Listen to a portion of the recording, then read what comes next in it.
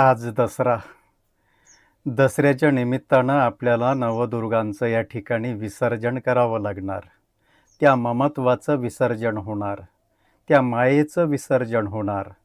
जी आई आपल्यावरती प्रेम करते त्या प्रेमाला अनन्यसाधारण महत्त्व असं आपल्या जीवनात असतं. आई एक नाव असतं, घरातल्या घरात गजबजलेलं गाव असतं. आई एक नाव असतं, घरातल्या घरात गजबजलेलं गाव असतं. सर्वात असते तेव्हा जाणवत नाही, आता नसली कुठंच तरीही नाही म्हणवत नाही. जत्रा पांगते पालं उठतात, पोरक्या जमिनीत उमाळे दाटतात. जत्रा पांगते पालं उठतात, पोरक्या जमिनीत उमाळे दाटतात. आई मनामनात तशीच ठेवून जाते काही. आई मनामनात तशीच ठेवून जाते काही. जीवाचंच जीवाला कळावं असं देऊन जाते काही. आई असतो एक धाका, वातीला उजेड दावणारी समईतली जागा.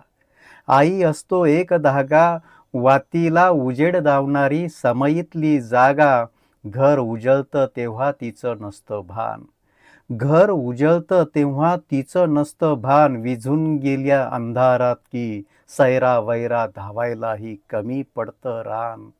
आई घरात नाही तर कुणाशी बोलतात गोठ्यात हंबरणाऱ्या गाई. आई घरात नाही तर कुणाशी बोलतात गोठ्यात हंबरणाऱ्या गाई. आई खरंच काय असते, लंगड्याचा पाय असते, वासराची गाय असते, दुधाची साय असते, धरणीची ठाय असते. आई असते जन्माची शिदोरी, सरतही नाही आणि उरतही नाही. या दसऱ्याच्या सर्वांना हार्दिक शुभेच्छा. नमस्कार.